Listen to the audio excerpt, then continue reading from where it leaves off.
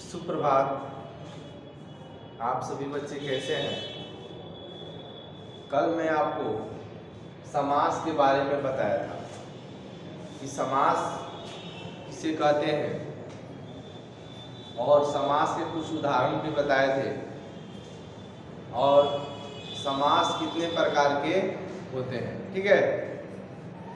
और समास के सभी भेदों को हमने बारी बारी से लिखा था और बोले थे कि हम अगले वीडियो में आपको समास के जो पहला भेद है अव्ययी भाव समास, उसके बारे में हम बताएंगे और समझाएंगे, ठीक है। तो आज मैं अव्ययी भाव समास के बारे में बताएंगे कि अव्ययी भाव समास किसे कहते हैं, इसकी पहचान हम कैसे करते हैं, ठीक है। तो अव्ययी भाव का परिभाषा यहाँ पे दिया गया है और इसके अव्ययी भाव के भेद कितने होते हैं और इनकी जो पहचान है कैसे हम करते हैं, ठीक है। यहाँ पे बहुत समझने योग्य बातें हैं, ठीक है। आपको यहाँ पे लाइनिंग दे देते हैं ताकि आपको समझ जाए, ठीक है। चलिए, जिस समस्त पद में कोई एक पद अव्यय या उपसर्ग हो तथा कोई दूसरा पद संज्ञा हो, ठीक है, उसे अव्ययी भाव समास कहते हैं। क्या कह रहा है? जिस पद में कोई एक पद जो है, जैसे कोई पद यहाँ देखिए दे रहा है, यहाँ एक शब्द है और इसमें पहला जो है क्या है, कोई एक पद जो है क्या अव्यय हो तथा या उपसर्ग आप लोग बताए थे जो शब्द के पहले लगकर उसका अर्थ बदल देता है, ठीक है। या कोई दूसरा जो पद है, ये दूसरा जो पद वो क्या हो, संज्ञा हो। संज्ञा आप लोग तो पता होगा, संज्ञा किसी व्यक्ति वस्तु स्थान नाम को जो बोध होता है उसे संज्ञा कहते हैं, आप लोग पढ़ी है। तो यहाँ पे कह रहे हैं दूसरा पद क्या हो, संज्ञा हो, ठीक है, उसे अव्ययी भाव समास कहते हैं, ठीक है। जैसे प्रतिदिन, कोई यहाँ उदाहरण से हम समझेंगे, जो काम हम रोज रोज करते हैं वही आप लोगों का क्या हो जाएगा, प्रतिदिन, ठीक है। यहाँ घर लगातार घर है, घरों की संख्या है, कोई चीज बता रहा है, चाहे कुछ देना है, तो वहाँ पे घर बोला जाता है कि किनको आपको देना है, तो घर सबको देना है। देखिए, यथाशक्ति अपनी इच्छा के अनुसार शक्ति को यथाशक्ति करते हैं। कोई दान के रूप में कुछ पैसे दिया जाता है तो बोलते हैं लोग कि आपने यथाशक्ति से आप जो देना चाहते हैं हमें दे दीजिए, ठीक है। वही यथाशक्ति अपनी शक्ति के अनुसार। प्रतिवर्ष कोई काम होता है, जो जैसे कोई त्योहार है या 26 जनवरी 15 अगस्त, ये प्रतिवर्ष आने वाला जो है उसी को प्रतिवर्ष, ठीक है। यहाँ एक बात ध्यान देने योग्य है कि अव्ययी भाव समास के पहले कौन कौन चीज रहता है वो देखिएगा।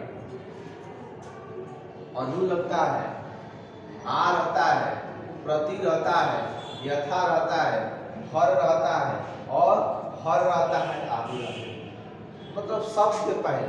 लेकिन यहाँ प्रति की बात दिया गया है, समझ नहीं है ना। और यहाँ पे हर, घर देखिए रॉ की मात्रा है, समझ रहे ना। यथा इसमें दिया है, यथा यहाँ यथा होगा, ऐसा नहीं होगा, यथा, ठीक है। शक्ति प्रतिवर्ष, यहाँ प्रति भी दिया है, देख रही है, ठीक है।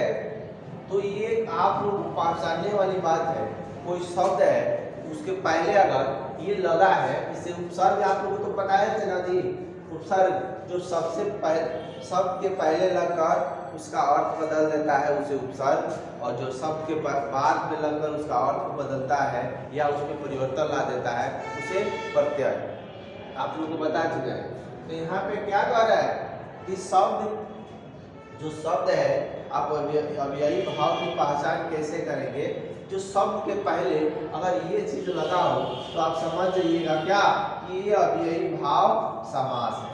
ठीक है, बहुत सरल भाषा में आप समझिए कि जो शब्द के पहले अगर ये चीज लिखा है समझिए अव्ययी भाव समास है। या क्या कह रहा है, उसमें एक पद अव्यय हो या उसका पहला जो है उपसर्ग, दूसरा पद क्या हो संज्ञा हो, वही क्या होता है अव्ययी भाव समास होता है।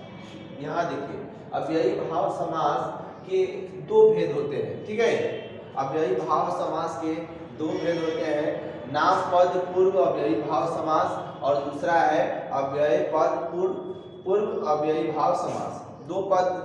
दो जो भेद कौन कौन होते हैं, एक नाम पद पूर्व, ठीक है यहाँ, और दूसरा क्या है अव्यय पद पूर्व। ठीक है, देखिए नाम पद पूर्व में क्या होता है निर्देशानुसार, ये जैसे में लिखे हैं। ठीक है, जैसे में निर्देशानुसार, कथानुसार, नियमानुसार, इच्छानुसार। ठीक है, ये देखिए ये आपका क्या आता है नाम पद पूर्व अव्ययी भाव समास में क्या क्या उदाहरण समझिए, जैसे निर्देशानुसार, कथानुसार, नियमानुसार, इच्छानुसार। ठीक है, अव्यय पद पूर्व में क्या आता है जी यथाशक्ति, बखूबी, समझ, अनुसार आदि। ठीक है, ये तो कुछ आपको आप आज तक पढ़ती आ रही थी कि समास के जो भेद होते हैं वो 6 होते हैं और उसको हम बारी बारी से समझ रहे थे, लेकिन अव्ययी भाव के भी भेद ये आप लोगों को पहले मिला है।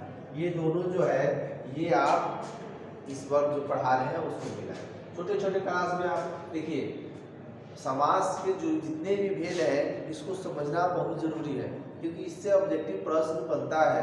आप नहीं पढ़ी रहेंगी तो कैसे होगा, जैसे कह दे यथाशक्ति और इनमें से कौन सा समास है, तो आप तो जान गए कि जो शब्द के पहले यथा लगता है कोई भी हो तो वो क्या होता है अव्ययी भाव समास होता है। प्रतिदिन, घर घर, प्रत्येक वर्ष, समझ में ना, प्रतिवर्ष, ये सब शब्द हैं जो अव्ययी भाव के अंतर्गत आते हैं। आप लोग व्याकरण का जो संस्कृत साचर जो चलता है उसको खरीदिए और उसमें पढ़िए। ठीक है, और जो ना है कमेंट बॉक्स में बोलिए और हिंदी भी पढ़ते रहिए। व्याकरण अब कल हम इसके बाद जो व्याकरण के समास के भेद है उसको हम बताएंगे।